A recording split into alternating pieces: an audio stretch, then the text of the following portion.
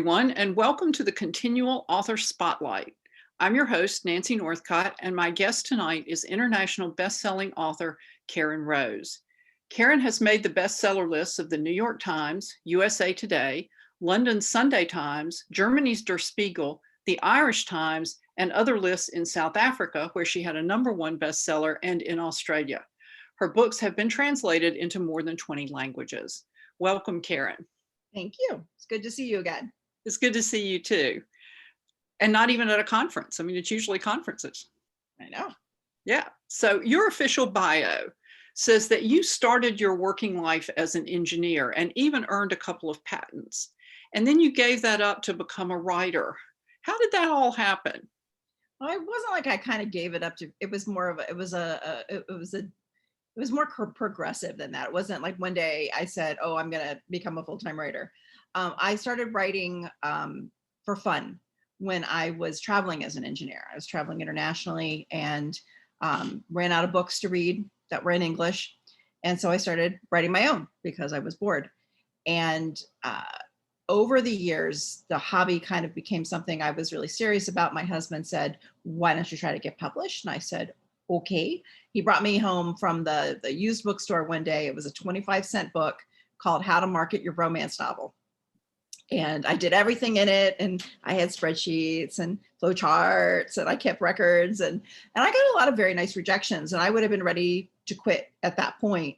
But my husband found RWA, the Romance Writers for America, online and urged me to go to a meeting. And that would have been in like 1999, the beginning of 1999. And I was still an engineer then. I was still traveling.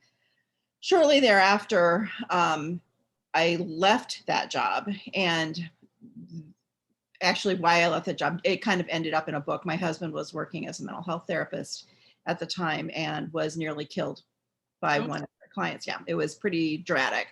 And so he quit. And as the guy had tried to assault my husband, he tried to assault the owner of the therapy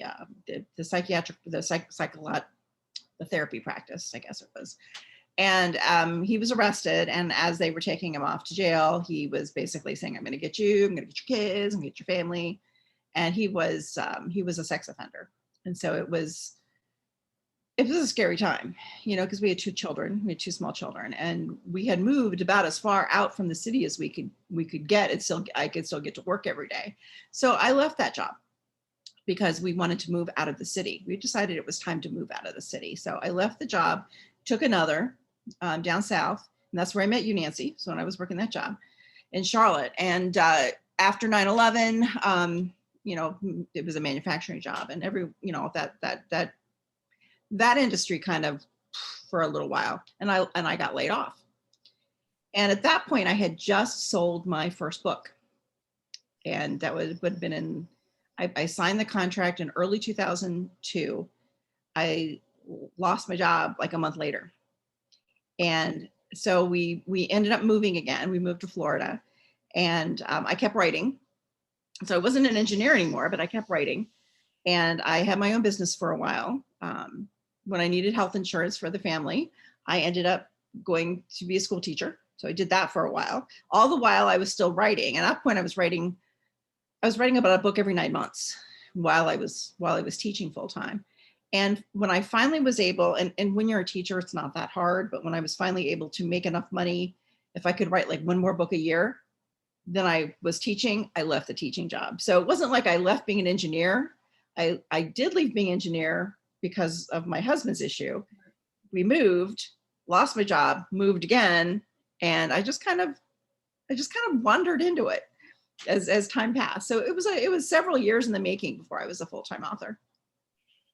Well, you didn't initially consider yourself a thriller writer, though, did you? How did that come about?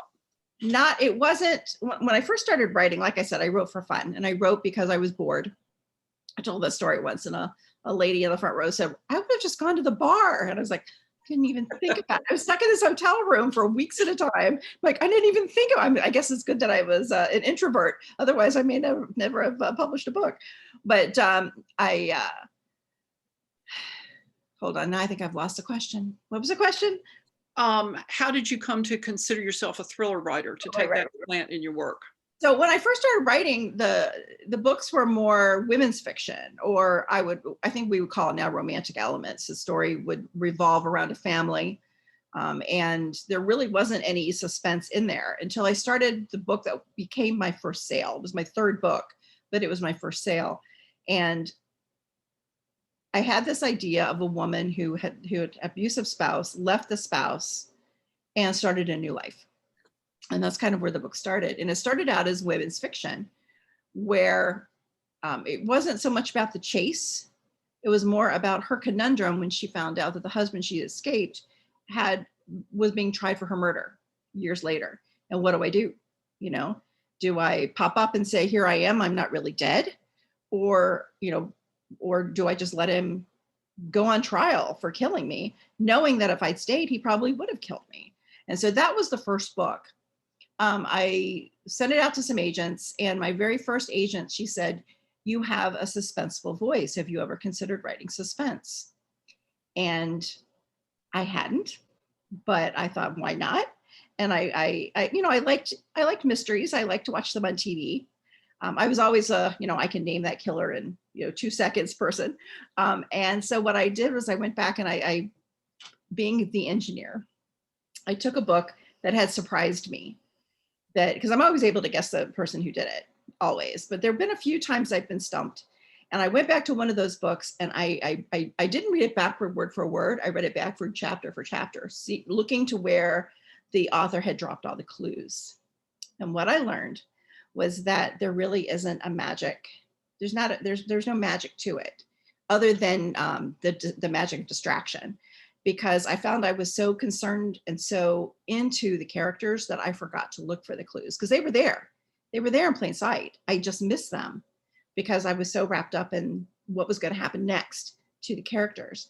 And so, I've found that's true in all the books that have surprised me and all the movies that have surprised me. It's because I've been so sucked in to what's going to happen next that I forget to look for the clues. And I thought, oh, I could do that. So I rewrote that book probably 2 more times before it finally sold. But that was my first sale and my first thriller. Well, is the being distracted by wanting to know what's happening next, is that why you decided to read it backwards a chapter at a time? Yeah.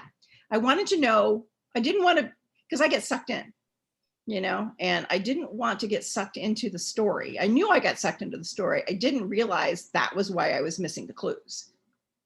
I wanted to really focus. And I was a proofreader back before spell check. We're talking when floppy disks were still 10-inch square. I was a proofreader when I was in college for a company that was a nuclear power engineering company, and they worked with the Nuclear Regulatory Commission.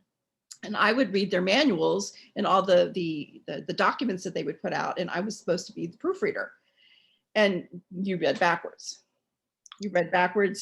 Like a sentence at a time, so that you didn't get sucked into like you could get sucked into that. But I guess you really could. Some people could. But I learned to read things backwards to proofread. And so that's why I decided I'm going to read it backwards to see where this woman is dropping the clues. And it's funny because it was Tammy Hogue, and I met her many years later. And I told her the story. She laughed. She goes, well, when you figure out what I did, let me know, because I want to know too. But that's why I decided to read it backwards, because otherwise you get sucked. I just get sucked into the story. If it's a good story, I get sucked into the characters. Well, I guess when you read it backwards, it doesn't feel quite as connected. It doesn't flow quite the same way. And so maybe it's easier to be analytical about it. So that's exactly it, I think. It's just really more kind of partitioning the structure and the structure and the detail away from the story itself, because I mean there's so many different parts to writing a book. I mean, there's the characters, there's the plot, there's the overall structure, the setting, and how those all things go together is what's intended to suck the reader in. But if you can look at it from a clearly, like you say, an analytical point of view, like more of a teaching point of view, I would just go backwards. And in fact, when I get stuck in a book these days, when I'm writing, I go to the end and work my way backwards To me, that's knowing where the end is and where the beginning is and figuring out how those things come together. For me, that's part of the process. Well, I was actually going to ask you about process and how much detail you do the plot in for an individual book. I know a few scenes. I know the backstory for the characters. I always start with the characters. And I know the backstory, and I know maybe 4 or 5 main events as it ties into the characters. Like, here's where they learn the backstory. Here's where they learn this. Here's where this thing connects. And so I do know a few things, and I'll write my outlines is typically very front heavy. And then I'll say, and many people get murdered and they fall in love and live happily ever after the end. It's kind of the last couple sentences. So yeah, I'll write, and then I'll realize I've kind of gotten either away from the outline I've set for myself, again, very, very brief outline, or I'm just not really sure how to get to the end. I always know who did it, but how they get caught. And the first time it happened, I remember I was really into spreadsheets, really into flowcharting. I was called the flowchart queen when I was an engineer. And so I just take sticky notes. And I did, the first time I did this, it was like, oh, and I just said, the villain is captured. I don't even think I said his name. The villain is captured. And that's the way I always start now when I get, because I think it's been about 20 books. I'm writing my 26th book. I think I've been doing this for about 20 books. I'll write the villain is captured. And then for that to happen, this has to happen. And that, this. And I work my way backwards and on these sticky notes, and then I put them all in order, and then I finish writing the book. In fact, I just did that last week. Well, congratulations on finishing. No, I didn't finish. I just did the sticky notes. Oh, sorry. Well, congratulations on finishing that then. Thank you. One step in the process. That's part of the process. But one of the things that sets your books apart from some thriller writers is that you always have a romance, and it's always very thoroughly developed with a solid internal conflict and a resolution that's interwoven with the resolution of the story. And was that a conscious choice, or is that just the way the stories happen to come to you? I think it was the way the stories happened to come to me when I first got started. Some of it was the fact that I just really love to read romance. That's kind of my go-to genre. And it was, I read a lot as a kid. I didn't read a lot in college because you're just too busy reading other things. And I almost forgot what I like to read. And so years later, when I got a job as an engineer and I was doing all the traveling, I don't like to fly. I still don't like to fly. I'm not as terrified as I once was, but flying is still not a comfortable thing for me. And so I always would take a book. But that started because I was afraid to fly. It was because I would get chatty with the guy sitting, people around me. And finally one man, he was really rude, but he was right. He finally went, lady, just go buy a book like everybody else. And so I was like, oh, and then I'm like, well, what do I like to read? I don't know. So I read everything. And that's when I discovered romance. That was when I realized I could read the entire flight and forget I was on the plane. And then we were there. It was the only genre that drew me in like that. So when I started writing my own stories, it was just a natural thing. Now it's just part of how I think about the books. And some are more romantic than others. And it depends on the characters. Yeah. Well, another theme that's runs pretty consistently through your series, and it's one of the things that I really like about it, is found family. I don't think any of the other found families are quite as big as the Sokolovs in the Sacramento series, but some of them are pretty extensive, and you seem to keep track of all of them just fine. Do you have a particular method for keeping up with all of these interconnected people? Well, they all still live in my head. And if you give me a second or two, I can figure out all the spider web connections. But to be quite honest, I have an assistant who keeps a spreadsheet.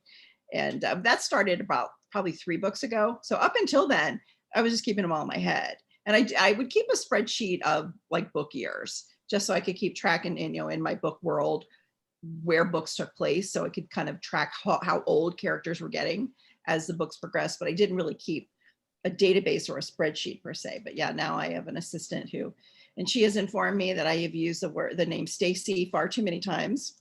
And Stacy is, and I never even, it was one of those subconscious things. Stacy was always a receptionist. And so I'm not allowed to have any more receptionists named Stacy. Maybe she's the same Stacy and she just goes from book to book and dyes her hair or something. Exactly. She said it's like Pokemon where you have Nurse Jenny or Officer Joy or whoever they were. But yeah, the characters themselves, sometimes I will forget a detail, and she's really good about, like, well, you did this last. I was like, oh, okay. But most of the time they're in my head because for me, they're real people. Yeah. Well, what draws you, and what do you think draws a lot of readers? They're not, because they might not be the same thing, to found families. It seems like series with found families have very loyal readerships who are loyal in part because of the found families. Well, I have a family I'm born into, and I love them. We're not geographically close, but we talk often. But I have been very lucky in my life to have found families along the way. And I call them my sisters of the heart, because to me they're every bit as close, they're every bit as much a part of me as the family I was born into. And you do end up with a different dynamic with found families, I think. And not to put too blunt a note, a point on it, but found families are with you because they want to be, versus sometimes the families you're born into are there because you're born into them.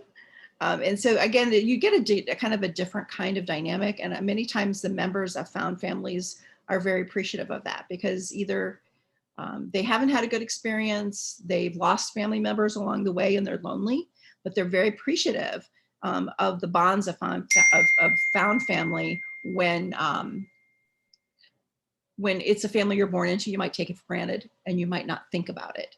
So I think that there's definitely a draw for found families. I think many of us have those. We may not call them that, but we have the people we depend on, and they may be no relation to us whatsoever. But like I said, I'm very fortunate to have many sisters of the heart, and I treasure it.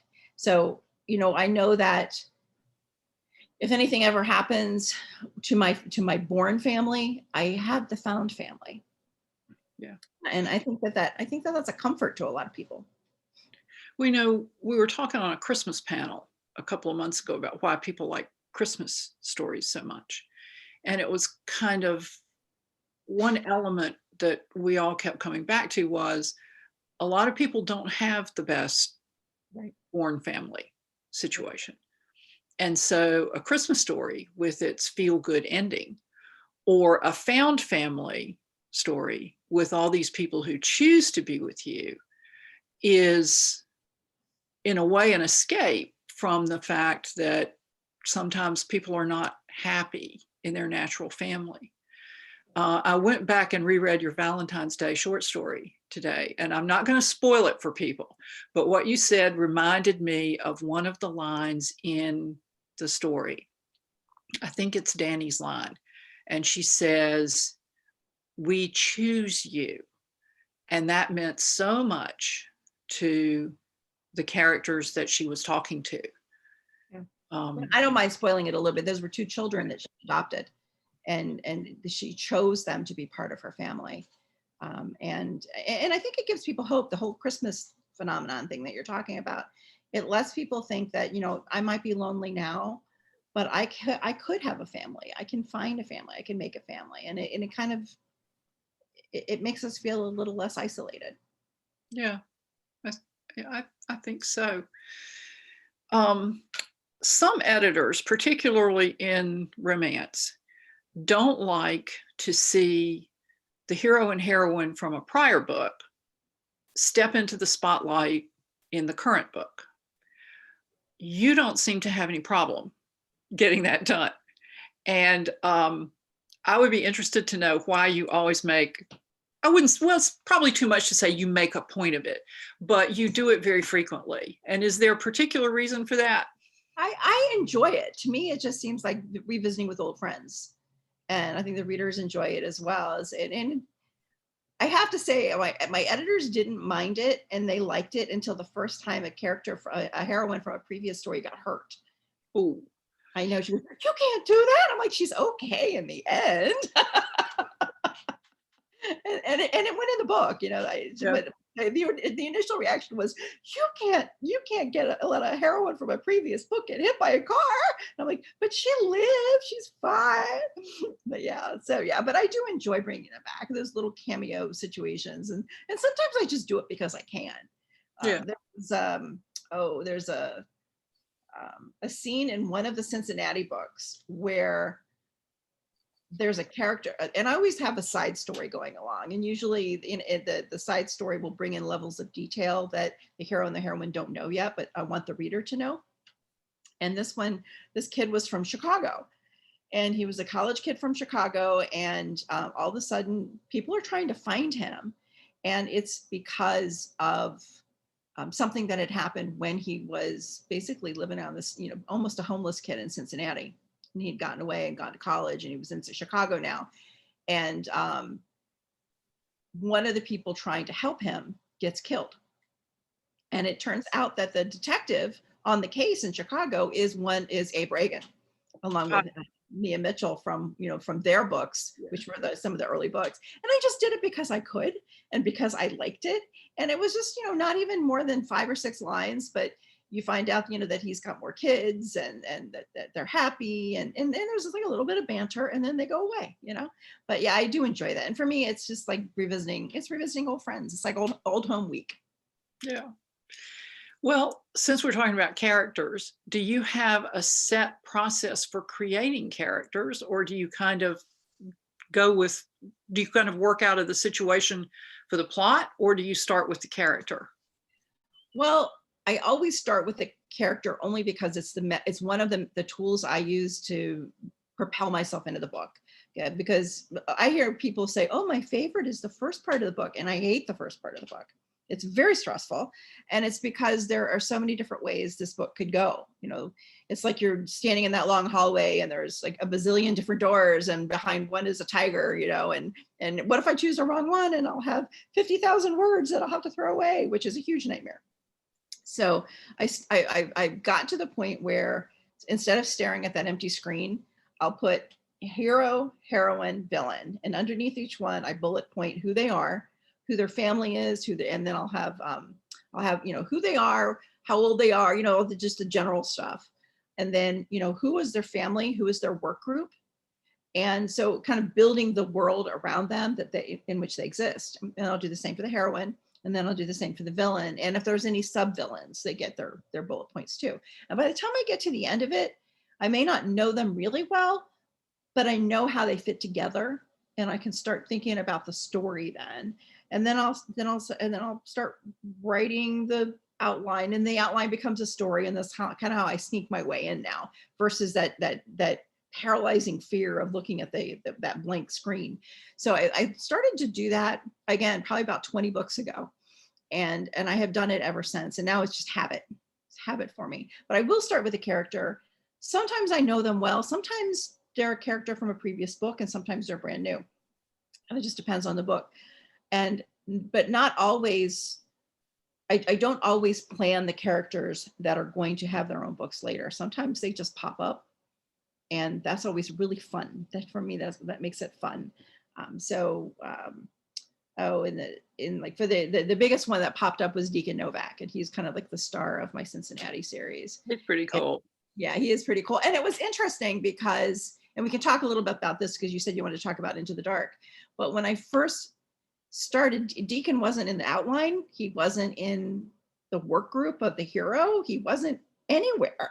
And this, the hero, it was Did You Miss Me in the Baltimore series. And Joseph, the hero, he's standing there in an alley looking at a dead body who's covered in boxes, and the only thing you could see is red socks. And I kept, I had like Witch of the West vibes going on. And he's standing there talking to somebody else about this body. And then and this has never happened since, never happened before, never happened since. I heard the Clint Eastwood pipe music in my head. And he turns around and there's Deacon Novak standing in the alley with the wind blowing, and he's got this black trench coat and the hair and the glasses and the eyes. And he's an odd character. He has white hair and he has bicolored eyes and heterochromia. And he just kind of looks like something out of an anime or a comic book character. And in my mind, he was kind of a cross between an anime character and Blade, you know, and he took over. And I had to have a conversation with him that if he continued to try to take over with a book that was not his book, he would get excised from the book, but that if he cooperated, he could have his own book someday. So when it came time to write Deacon's book, I sat and I didn't really know why I had done the white hair. I didn't know why I had done any of that stuff. And then it occurred to me when I sit down to write his book, oh, because there's a genetic syndrome that runs through my family, and it causes all of those things. And if I didn't have if I didn't take extra chemical steps with my own hair, it would be Snow White. I have a cousin that's got a brown eye and a blue eye. I've got a cousin who's got two different color. He's got the heterochromia. And it was when I realized that I had truly subconsciously, I did not know I was doing it at the time. Had worked my own family genetic history into this character, and he became a real special character for me, him and his family. Well, you said that in the afterword to Into the Dark. Yeah. And he has a sister who's the heroine of that book, and a younger brother who has similar issues. Mm-hmm. And that's not the only problem that Danny or Greg has. And so it's rare to see an author come out and say, this book is very personal to me because of the kinds of factors that you just mentioned. And so what led you to decide to be so frank with people? I think it was that when I looked at Deacon, I saw the opportunity for a do-over. And what I mean is when I was a little girl, I was born with the white streak. I had black hair and I had this white streak, and I looked different than the other kids. There is definitely a pattern of features that goes with the syndrome. And so I looked different than other kids, and I got made fun of horribly. It was awful. And I got to be that kid. And some kids would have just been, you know, whatever, and they would have been all cocky about it. But I was the kid who I kept shrinking and getting smaller and smaller. I just wanted to be invisible. And, you know, it was when I would go into a room with everyone else, I would shrink to the corner. I would be the one trying to be invisible. And when Deacon came into the books, he owned that first impression. You know, he basically made the very most of it, and he used it. You know, he knew that his eyes were kind of odd, and he used it to put people off their stride so that he could ask them questions, and they'll surprisingly give him answers. And Deacon for me was the do-over. If I had known then what I know now, that's what I would have done. You know, I would have been Deacon. So for me, it was the opportunity to kind of look back and say, you know, almost have that conversation with the kid I had been, and knowing that there are other people out there who might feel the same way. But I also like to include disabilities in my books. And because I have disabilities, my kids have disabilities. And so many times when we see disabilities in a book or in a TV show, it's the disability of the week. Yeah. You know, the book is about that. So we're going to educate you, you know, and it's a combination between movie of the week and, you know, an after school special kind of a thing. And then that character goes away and you never see him again. And they're not part of the group. They're not part of the family, of that found family. They're just, it's almost exploitative in its own way of the disability. And so when I put people in my books with disabilities, they are part of the family. They are part of the group, whether they have Down syndrome, whether they're in a wheelchair, whether they can't hear, like Danny and Greg, or maybe Danny just can't hear in one ear, so she has to use hearing aids of a certain type. Or in Danny's book, where the young man has to see, he has to see Danny because he's been assaulted, and it's not enough that he has to go through this, the indignity and the humiliation of a doctor's exam. He has to do it with social workers there because he's underage, and an interpreter. A person who's deaf rarely has the privacy of a one-on-one session with a doctor, a therapist. Any of the situations where hearing people take for granted that they have that one-on-one privacy, a deaf person doesn't have that. And so I wanted to work that into the books. I wanted people to truly understand, because in presenting anyone who's different as part of the group, we make it easier for people in society at large to accept people who are different, because then they just become part of you. They're part of the group, and they're not special. They're not that after school special or that disability of the week. And so when I put that at the end, it was really meant to help people understand that what was in the book was really personal for me. And Danny has a lot of other things going on that don't have anything to do with me, but the issues with not being able to hear and feeling a bit outcast, as a younger person, that was definitely me. There's a lot of me in her. Well, and you also used Michael's need for an interpreter. You wove that into the larger plot. Yeah. In a way that made it more three-dimensional. And by it, I mean the theme of the hearing loss and the need for the interpreter. It gave it more depth than if we were just in a scene where he needs an interpreter. Right, exactly. And I'll do a little bit of a spoiler. The interpreters hear, they hear classified and they hear confidential information. And whether they're an interpreter in a doctor's office, an interpreter in a mental health therapist office, or in a police department, they're hearing confidential information, and they make it's kind of like, doctors do no harm. They have an oath that they're, whatever they hear is confidential. But they become, it can become a liability for the interpreter if they hear the wrong thing. And so that got worked into the book. Yeah. Switching gears a little, but still staying with family. On your website, you said that writing the Philadelphia Atlanta series, which turned into a Vartanian trilogy, showed you the importance of planning a trilogy before you start writing. Could you elaborate a little bit on that? Yeah, I had never written a trilogy before. I had written Die For Me was my 7th book. And up until then, the books were connected in that the characters worked with each other, or they were brothers and sisters, so there were family connections and there were work connections. I sat down to write Die For Me, and I had a plan. I was going to write Die For Me, and then I was actually going to go back and pick up a book that everybody had been asking for, David Hunter's book, and you meet him in several books, working up to this. He was a brother of the hero in the very first book. So the next book was going to be David's. And I sat down to write Die For Me, and I had just watched a movie about time travel to medieval England, or France, I think it was. And I was just like, wouldn't that be kind of fun? But no, I wouldn't last like 15 seconds because I like my flushing toilets. But the whole thing about medieval warfare, that was kind of got me into, writing this book. There were video games, there's swords, there's all kinds. It's a fun book. It was a fun book to write. But again, one of these characters that pops in that's not as expected, Daniel Vartanian, was not part of the original outline.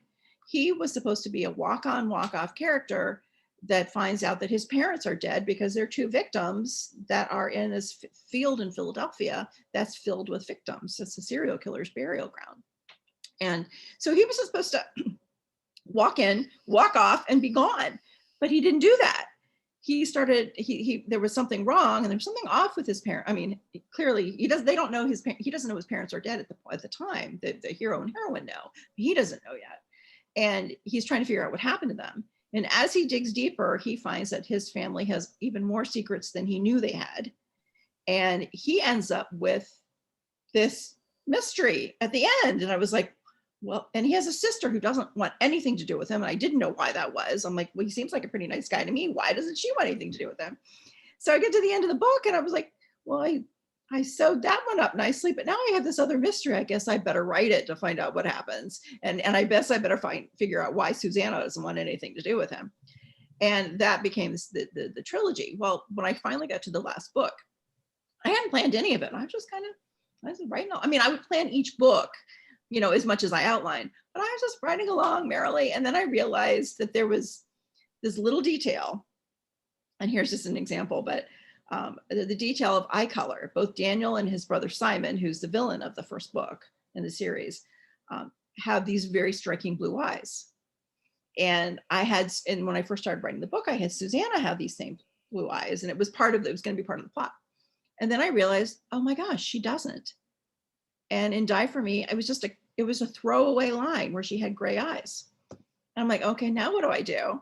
And I mean, I could have just shoved it off as being, you know, she was the only one in the family who didn't get it or whatever. But I decided that it would be, I also had a character that I didn't know what to do with. I didn't know what his part was in it. And I realized that he and the heroine were connected in a way that I hadn't expected, and explained why this other character was doing all the things he did. And it also explained why the heroine didn't look like the rest of her family. And it was, oh, okay. And so, but then I was so many loose ends I had to tie up. It was very stressful. So I got to the end and I said, if I ever do this again, I am planning how all those little pieces fall together before I even get started. And so the next time I wrote a series, well, I wrote 2 books in Minneapolis in between, but then I changed publishers. And my new publisher, she was like you can have people from the past, like as secondary characters, but we want a whole new series. And I had wanted to write the book, a series based on the opening credits of Law and Order for a long time. Because if you look at the original Law and Order, at the very end of the opening credits, you have Jack McCoy and whoever his assistant du jour is of the day, and Lenny Briscoe and whoever his partner is at the time they're walking to the camera. And I was like, I want to write that book. I want to write, you know, 2 lawyers, 2 cops, they all work together, and what are their stories? And so I sat down with the Baltimore and I planned it all out. But even then, there became connections between the stories I didn't expect. And that's what keeps it fun. You know, it makes it not be, oh, well, I wrote the outline, I know what's going to happen in the end, because I don't always know what's going to happen. So there still are surprises. But yeah, I found out that when you don't plan things, you end up with loose ends you have to weave in, and it is very stressful. Well, when you said you sat down with Baltimore and you planned it all out, did you mean the book or the series? I planned the series. I knew I wanted like 2 lawyers and 2 cops. So the first book is a cop, and his heroine is a medical examiner who turns out also plays the violin very much like Lindsay Sterling, who I didn't even know existed at the time, but a reader sent me. I found this video. I was like, oh my gosh, it looks just looks like Lucy. That was actually that, and that story was based on I had a news story I'd actually seen that happened in real life. So that was that book. And then the second book was going to be the lawyer. And it was a lawyer who finds out that he, again, just a concept, that he finds out that he has tried an innocent man, that he has been duped into vociferously trying a man who has turned out to be innocent. And I knew who his heroine was going to be, because it's the only time I've based a character on a real life person at her request. I want to be the heroine and I want to get the hot guy. I was like, okay, fine. That was Paige. And then I knew that the third one was going to be a lawyer, and that was Daphne, who kind of has this like Dolly Parton thing going on. I really loved her, but I didn't know who her hero was going to be. He was very, very nebulous in my head, more like a kind of a frumpy Lenny Briscoe kind of a look to him. Turned out not to be. That character popped up in another book, and I was like, oh, okay, that's him. And the last book was Stevie's book. And it was a story I had wanted to write before. with this same editor, because who with my new publisher, I'd written an anthology, a short story for an anthology for her years before. And when I changed publishers, I went to her and I said, she wouldn't let me write this backstory then because she was pregnant with her fourth kid. But, and I'm feeling very maternal, but it was a story where a mother, and again, based on a true story, where a mother loses her husband and she's pregnant, but she loses her husband and her child in an accident. And in my book, it was in a robbery, but in the real life, it was an accident, and how she goes on. And I knew who her hero was going to be. He was a hero from a previous book. And so I was able to kind of develop that heat as I went through. And I knew what her story was going to be, but I didn't, there was a very big twist to who the real bad guy is in her story. And it has to do with the previous story in that series. And that's what I didn't expect. So I had the characters laid out, except for Daphne's hero, who made himself known in book 2. But it was more, I knew who the character was. I knew what each of their stories was going to be. I wasn't really sure how they would interconnect. And that's kind of what happened as I wrote along. Well, mentioning the different cities brings up the question of how did you pick which cities you were going to use for settings? Did you draw names out of a hat, or was there? No, there's been a method, kind of a method to the madness. Chicago I picked because I was living in Cincinnati at the time, and I didn't want Cincinnati because I'm like, who wants to write about Cincinnati? Because I was kind of, I always say Cincinnati is a great place. I grew up in DC. DC is a nice place to visit, but I wouldn't want to live there because it's too busy. But Cincinnati is a nice place to live, but I wouldn't want to visit there. It's just a normal town, It's got a lot of nice things. So if you do visit Cincinnati, there's a lot of nice things there.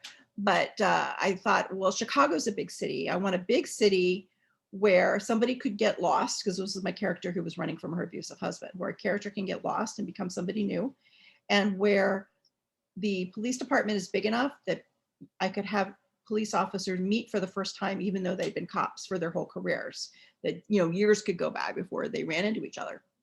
And so that was Chicago. Philadelphia came along because I was working with a woman named Ciccatelli, who was from Philly, and she was a teacher in the school where I was working. And I just thought, well, why not? And I took her out for dinner one night. She told me all about her family. So I that's how the Ciccatelli family kind of came to be. Atlanta was because Daniel Vartanian walked across my screen and wouldn't go away. But Minneapolis, I always feel like that one was kind of I liked writing the town. I love the town, but I have a friend, my oldest friend lives in Minneapolis. And she's like, you should write a book set here. You could come here for the release. And I said, it's going to be in February. I'm not coming to Minneapolis in February. She goes, oh, she said, we're not like other people. We're not afraid of a little snow. I was living in Florida at the time, and I was afraid of a little snow, but I did. I wrote 2 books there. I went for the first rollout, and there was a snowstorm, and she and I were almost stranded in the bookstore along with the bookseller, and nobody came because it had started. I'm like, you said people would come out. And the thing I remember was that the bookseller, the only thing we could do, the bookseller had the entire house, the old TV show house, had the DVD collection, and we were watching the story, and my oldest friend's husband is an ER doctor. He's the one who helps me kill people sometimes in my books. And she's like, that's not the way it happens in real life. That's not the way it happens. That's not realistic. And finally, the bookseller turned to my friend. She goes, I have a roll of duct tape, and I'm not afraid to use it. So that was my Minneapolis experience. And then I changed publishers, and they were like, okay, how about something new? And I was like, I was born in Baltimore. Why not? So Baltimore was because I was born and raised there. And then came the next time, and I was thinking about New York, and my editor's like, no, I don't want any books set in New York. And I'm like, I lived in Cincinnati, how about that? So she said, yeah. So, I lived in Cincinnati for 15 years. I consider it almost probably more of my home town than I do DC, which is where I lived until I was done with college. But after Cincinnati, I realized I hadn't gone very far west. Mm-hmm. Well, actually, there's Baltimore and then Cincinnati, and I had met up with a group of writing friends, and I'm still with them, and they would meet in Northern California. And so it was really my first exposure to California, other than just flying in and out of LA, or like the one day I spent in San Francisco doing focus groups when I worked for, when I was an engineer. And I would either fly in and out of San Francisco or Sacramento. And I have a couple of writing friends in Sacramento. And so I would spend time there. I'm like, I could set a series here. It's big enough that I can have my cops work their whole career and not know each other. But it also, it has more of Sacramento has more of a Midwestern feel to me than like LA would. And I've always been careful about setting a story in either LA or New York, because there's such a distinctive feel to them that, you're like, if I read a book that's set by somebody who's never lived in New York, a lot of times I can tell, because it just doesn't feel real. So that's where the California series came from. Plus there was a cult in there, and Northern California is perfect. There was, people don't realize that California is not all LA. There are huge portions of the state where you can't get a cell phone signal. You could drive for hours and not see a single soul. I mean, it's extremely remote. Setting a cult there was great. That becomes important, the lack of a cell phone signal. And actually, I was planning to ask you if there was something about California in particular that made it, I should hold it where people can actually see it rather than just the top of the cover, that made it ideal for your cult. And you really just answered that question. Yeah, it really is. If you look at a lot of the cults, they get their start in Northern California because it is so remote. It is isolated. It's very beautiful. It's extremely beautiful, but it is, and there are places where there are canyons, deep canyons, that you take a wrong turn, people don't find your car for a couple months. It's not like, a passerby can say, oh, there's a car down there. I mean, you just can't. It's that rugged and that remote. And so that became part of the second book and the third book, which comes out in August. But yeah, so California, I wanted to write California, but I needed to find a place where I felt like I could duplicate the dialogue and everything properly. And Sacramento felt very, very it felt like a town where I could do that. It's also it also has a lot of interesting weather patterns that become important. I mean, things like summers, it can be 108 degrees and it is so hot. It's not like Florida hot. Florida hot is like you can't breathe, but it's really hot. And then, there are places in the winter where, up in the mountains where you get a lot of snow.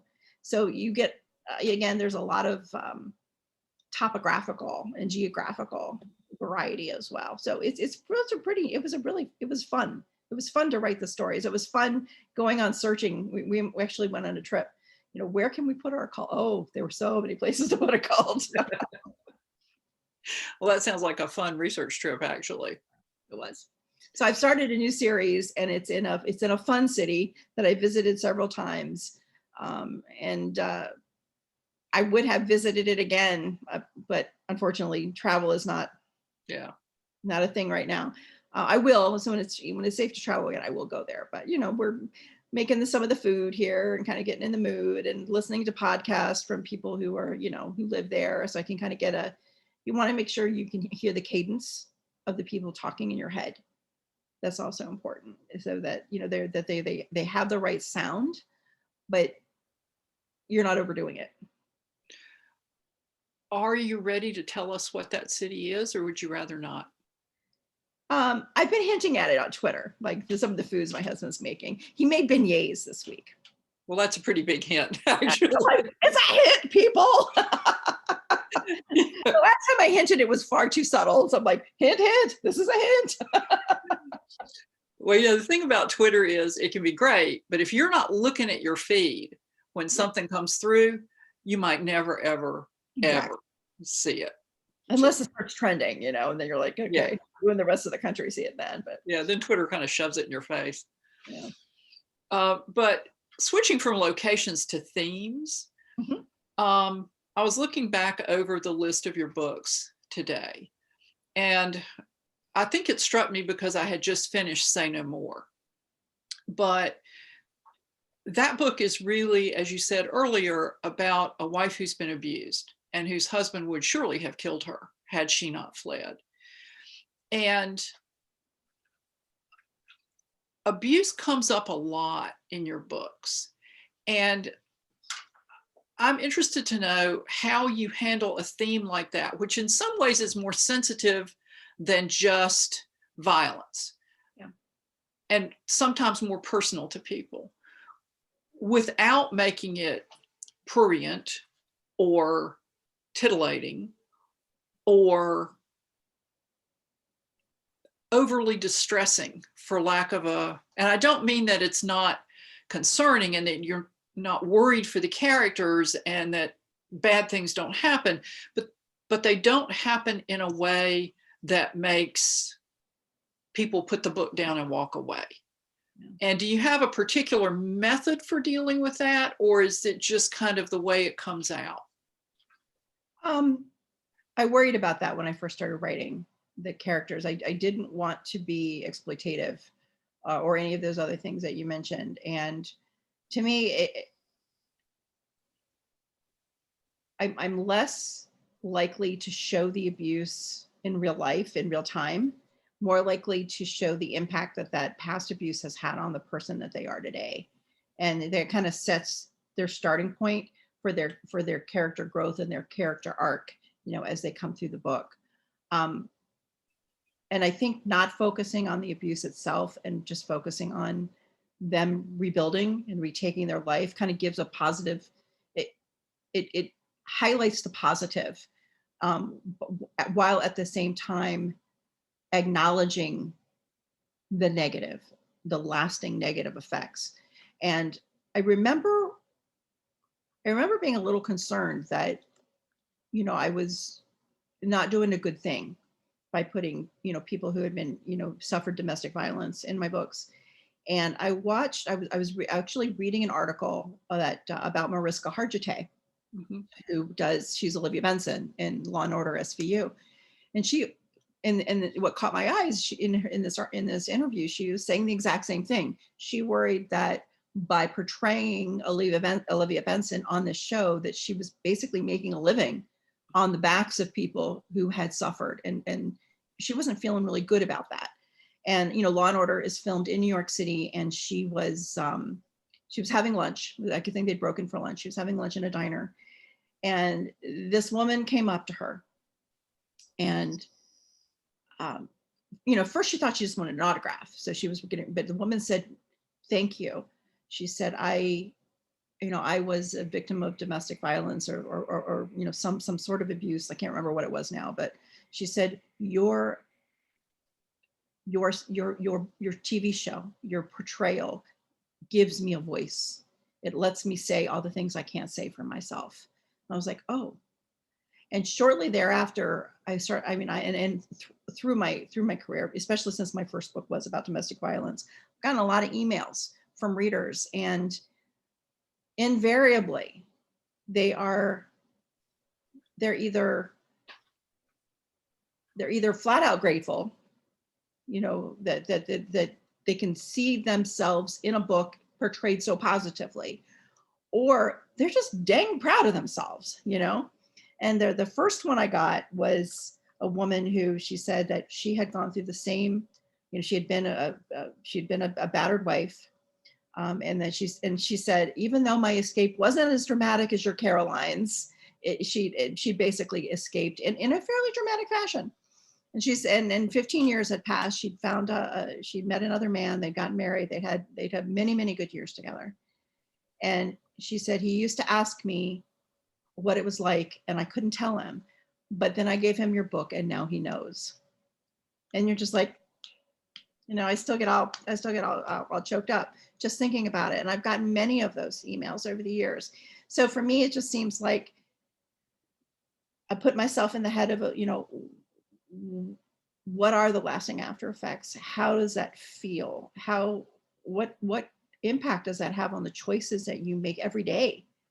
And kind of put myself in that spot. And then that's where the characters come from. So I did worry about it for a long time, but I don't worry about it now. To me, it just seems like I want to do it right. I'm careful to do it right. Like when I wrote a woman who had been through breast cancer, I talked to a lot of women who had breast cancer. a woman who had been sexually abused by, as a child.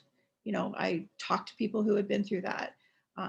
Danny, not only does she have, the hearing issues, she also has she's HIV positive.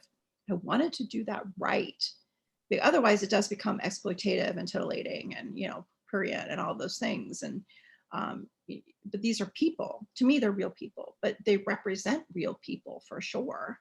And those real people have real lives. And I think if you portray them with the positivity and the dignity, while also acknowledging that they're just a little bit broken inside, I think it comes. I hope it comes out as being genuine and sincere. Well, I think it does.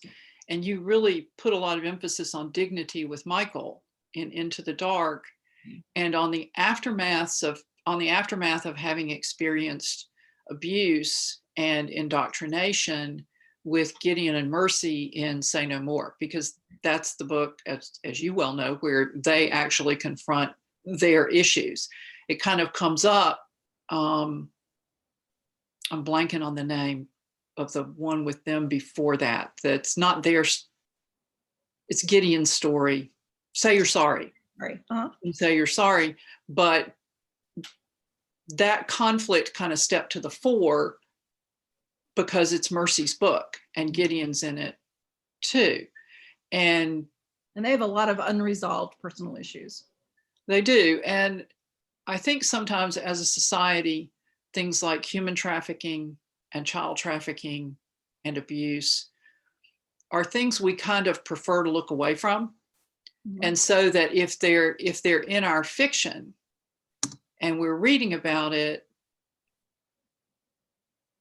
I don't know if you set out to do that or not, but I think it raises awareness of the problem on a broader spectrum.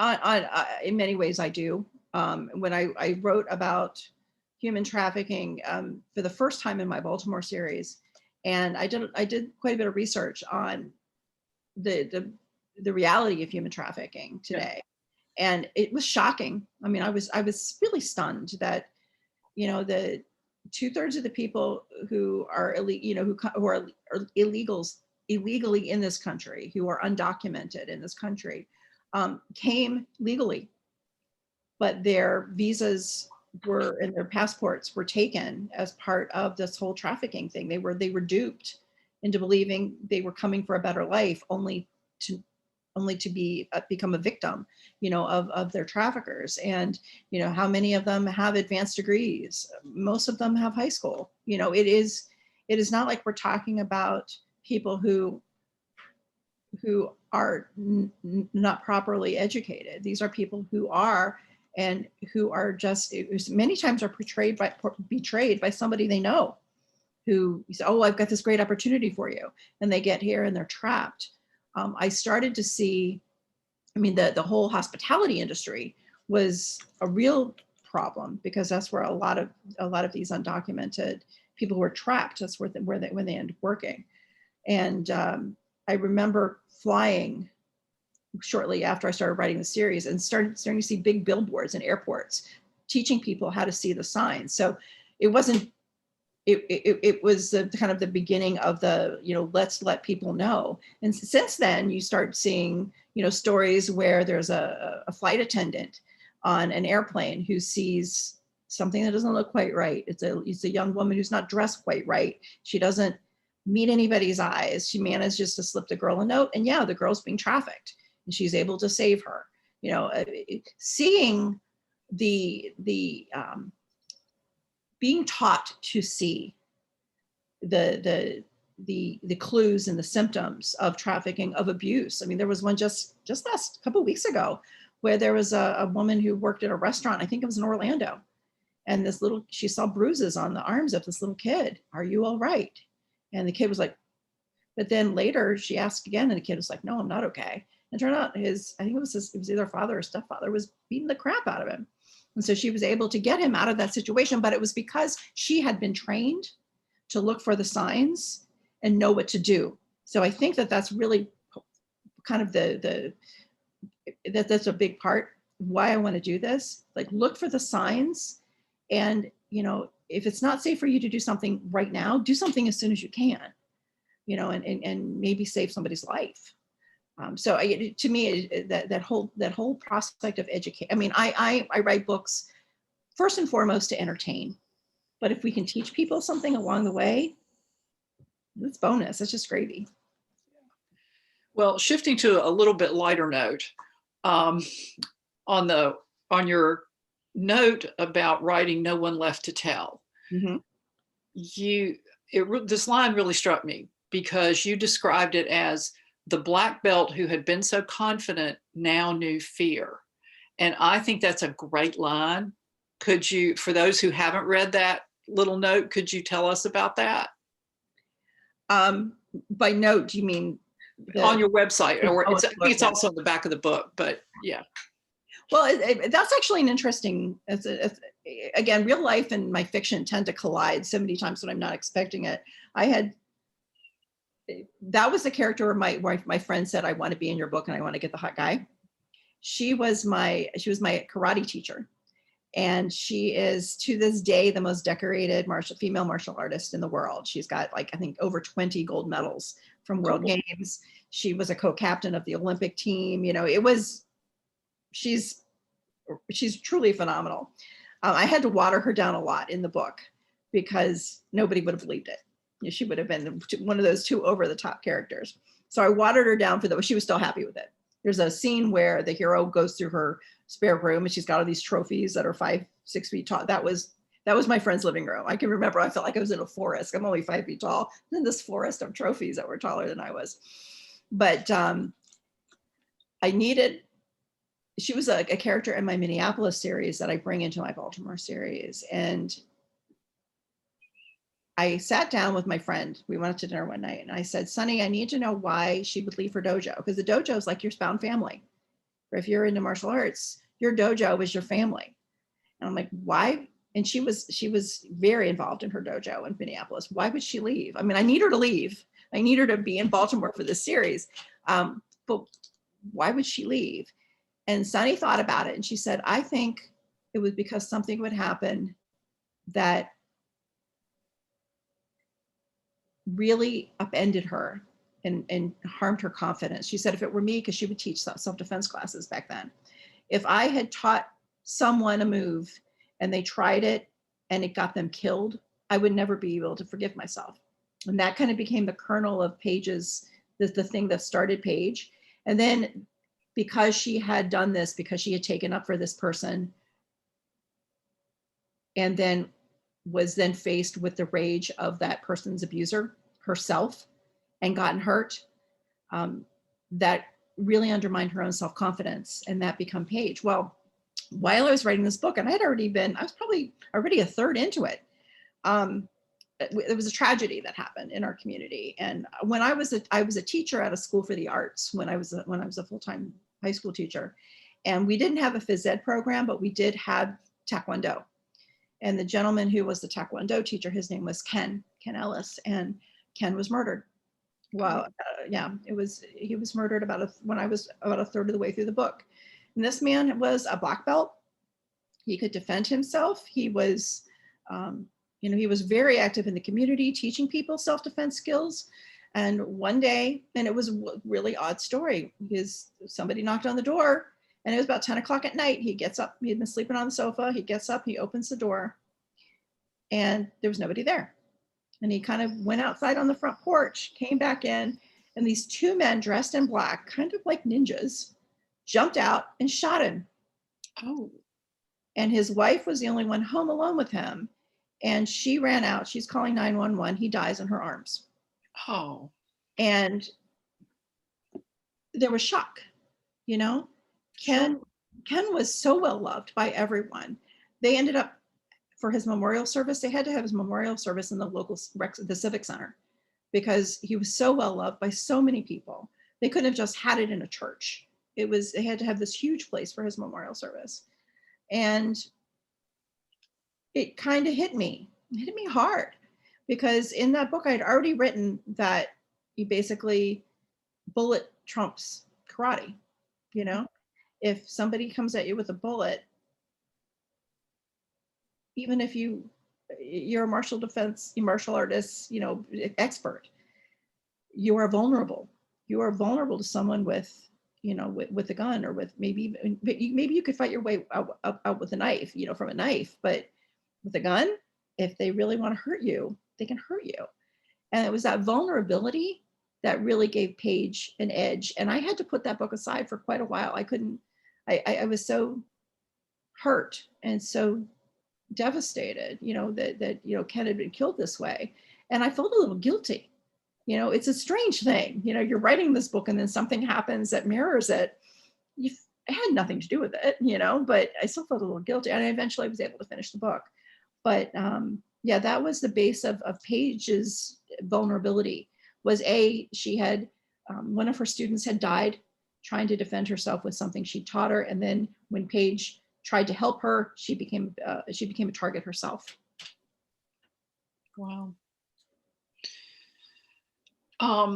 Sorry, you were going to go for the lighter part, but well, they did catch Ken's killer. And this is actually kind of interesting in the way that law enforcement actually tends to work more often than not.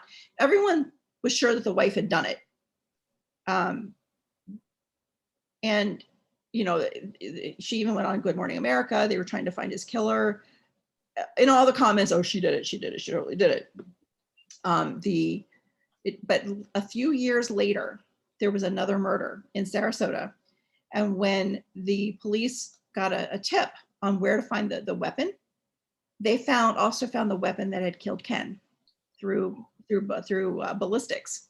And the two men, they were probably 19 or 20 years old when they killed Ken, maybe 18. They were young. They had just been joyriding. They saw his wife in her study, because there's so many Florida houses have windows everywhere. They looked in the windows. They see her in her study. They think, oh, she's alone, because Ken was asleep on the couch, so they couldn't see him. We're going to just go in there and rob her. She'll be an easy mark. What they didn't expect is for Ken to answer the door. And that's how he got killed, because he answered his own door. Yeah, I'm sorry. That's tough for everybody. It was tough for everybody. It was a horrible story, but it was, they did catch his murderers, and his murderers did get justice. So, you can't bring Ken back, but these murderers did face justice. But that's something. I mean, no, it doesn't bring somebody back, but it's something. It's something. And it took years.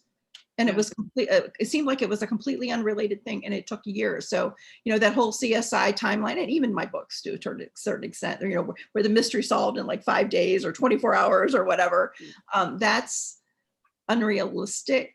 It makes for good TV, and it makes for good reading, I think. But, truly, law enforcement, many times the wheels turn very slowly. Yeah.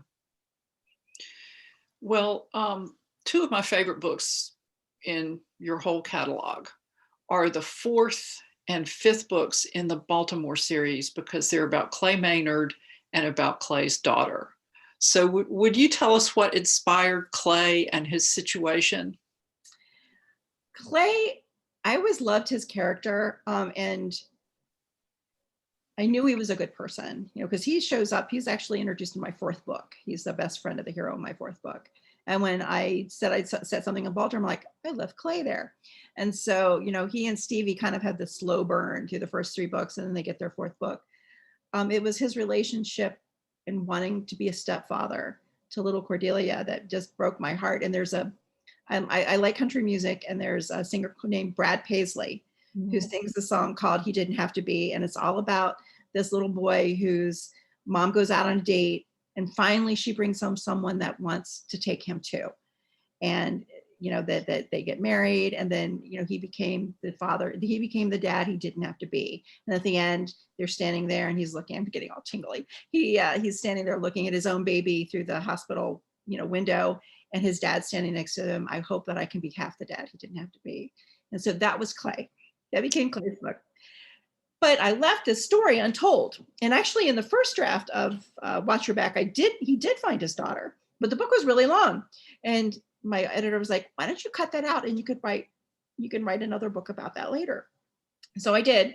I cut it out, and kind of left him looking for his daughter. And a couple years later, I'd actually tried to write that book a few times, but the characters were so young, and I was just like, I don't want to write people that young having a romance. My kids were that young. They were in their early 20s, which I was when I was married by the time I was 21. I had my first kid by the time I was 24, but somehow my characters need to be older, and more established. But we had some tragedies in our life. We had three family and friends die within the space of 3 weeks. Oh. I know. And when one of them was like a surrogate dad. And it kind of, again, comes to this whole father theme. Yeah. That's really heavy around Clay Maynard, is the family theme, the father theme. But my own father died about 10 years ago, and Martin's uncle was like a surrogate dad, and he did our wedding. He officiated our wedding. He was very ill at the end of his life. He lived with us. Martin took care of him, and he passed away, and he passed away with such grace and dignity, and I think at that point I was kind of done. My soul was empty at that point. I was tired and I was grieving, and I needed to write this story about serial killers, and I was like, I just can't do that now. And so what I did was I went back and I picked up Clay's story, and I said, I just need somebody to have a happy ending right now, and I need it to be fast. So this was supposed to be a novella. I'm not capable of really writing a novella, but my books are too long. But I wrote the story about how Clay meets his daughter. And I wrote it, and there had a suspense element to it. It was not really big, but and so I wrote the book, and it took me 3 weeks. And I wrote the draft, and it was like 350 pages. And I sent it to my editor, and I said, I wrote this. It was the only time up till then and since I have written something that wasn't on contract. And I said, I did this. I don't know what you want to do with it, but I did it. I'm done. And she came back with, well, the suspense is a little weak. I said, I don't care. I just wrote it. I needed to refill my well. I wrote it. I had a happy ending. It's done. So I went and wrote another book that would have become, was Kate and Decker's book. And then I circled back around, and I was like, oh my gosh, it was like months had passed at this point. The suspense in that really is awful. So I pulled out all the old suspense. I rewrote all the suspense stuff, and I threaded it back in. My editor's like, it doesn't even feel like it's the same book, but all of the Clay and Taylor stuff remained the same. And it was that scene where he meets her, and I was writing that scene. And I actually had a dream about my own dad that night. So it was all this, it was the theme of fathers who are good fathers, fathers who are terrible fathers, like the villain in Monster in the Closet.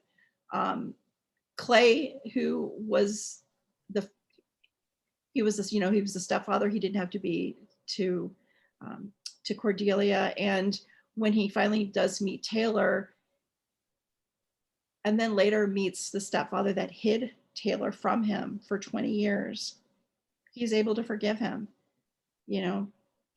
because he says in the end of the story, I don't want to be angry. Anger drives people away from you. I don't want to be angry. And if I'd been in your spot, I might have done the same thing, and you were just trying to protect my daughter. And she turned out pretty dang good. So thank you, And so they're able to kind of then almost co-father, co-parent Taylor, and who's about to get married, in her own real life, and in my head anyway. So there'll be a short story, probably a free short story about her wedding coming up soon. But yeah, it was that whole theme of fathers, but it stemmed from that Brad Paisley video that I heard, I don't know, 15 years ago, and I've just never been able to get it out of my head. I can be sitting in a restaurant, and the opening strains of that song come on, and I just bawl down, bawling like a baby. That song can do it to me every time. But yeah, it was Brad Paisley video that became the kind of the core of Clay Maynard. Cool. Well, we've sort of been chatting for a while, and I'm wondering if you have any advice you would like to share with beginning writers. I do actually, and this is the thing that I always say, and I don't mean it flippantly at all. I mean it seriously. I think one of the things that made my beginning writing as rewarding as it was that I wrote for fun. I wrote because I couldn't wait to see what the characters were going to do next, and I didn't really worry that it was going to be good or bad. I just wrote. And I learned, each book was better than the one before it, and I learned. And it took me many years to get there because I was doing it for fun. I wasn't really, wasn't focused on it for anything other than myself. But I think that lack of pressure helped me find, we say, find my voice, is find the way that I wanted to write, the way that I wanted to portray characters. I think it helped me find that in a very low stress way, because I wasn't writing to get published. I was writing because I wanted to. And even now, when I kind of get overwhelmed with deadlines and I'm like, oh, I can't think, why did I ever think I could make a living at this? I have to go back and remember that I do this because I love the characters. And if I'm in that spot, it's because I've forgotten that. And I have to go back. It always comes back to the characters, but write for fun and don't write to get published. Because when you start to write to get published, it puts a level of stress on you that makes it stop being fun. So at the end of the day, once you do get published, there is a whole lot of other stressors. And then you have deadlines, and then you have editors, and then you have readers. Are they going to like it? Are they not going to like it? And you end up, you have to be writing because you love it and because it's fun and because you love the characters. And that's really the core of it. So I people ask me all the time, well, did you go to school for writing? I didn't. You don't have to. You don't want to publish a book that's in shoddy shape or that's not written well, but you don't have to have a degree. You just have to sit your posterior section in a chair and start to write. And if the love for the characters is in your heart, in your head, it'll come out through your fingers onto the page. Well, is there anything that you've got coming out just now or in the near future that you'd like to talk about? Well, Say No More just came out in paperback this week. So if folks were waiting, for the lower price, or so that it matched all the other paperbacks on your shelf, or for whatever reason people make the format choices they do, it's out. The audio is amazing. Joel Leslie, who also he records as Joel Frumpkin as well. He's the narrator. I don't know if you've ever met him at Coastal Magic. No. He's a great narrator. He's done he did Say You're Sorry and Say No More. So it's available in audio. It's available in audio if that's your pleasure. And then I have the third book in the series, which really didn't touch on very much, but it's called Say Goodbye, and it comes out in August. And the main character in that book is Tom Hunter, who was the son of my very first heroine in book one. So it's my 25th book. So it kind of comes, and I didn't realize it was going to be my 25th book till I was like, oh, wow, that's kind of cool. So we kind of came for a full circle and it comes out in 2021, and my first sale was in 2001. So there's a lot of circles that happen. Say Goodbye. And that comes out in August. Well, neat. Since we didn't touch on it much, is there anything else that you would like to tell us about that book? Well, Say Goodbye is Tom's book. Like I said, of course, you get to see Gideon and Daisy and Rafe and Mercy in the book. They all appear. Of course, Irina Sokolov is there. She's still peddling her famous specialty, which is, cannabis lace tea, which is completely legal in California. But his heroine is Liza Barkley, and Liza was a character in I Can See You. Yeah, it was I Can See You, which is my second Minneapolis book, my first Minneapolis book. And Liza had just lost her older sister to the serial killer in that book. So she's 7 years older, has always been in love with Tom Hunter, but he didn't feel the same way. And so that's kind of where they start their book. But Liza's been in the military. She is kick-ass. Can I say that? I'm not supposed to. You can say that, yeah. Kick-ass. She's and very protective. She's studying to be a nurse. So there's a lot of really good things about Liza Barkley. I just kind of fell in love with her character. So yeah, that book comes out in August. You get to see the whole Sokolov family. And hopefully the ending to Eden will be satisfactory to all. Well, thank you. Karen, thank you very much for joining me this evening. Really appreciate it. And thank you to everyone who's watched this program.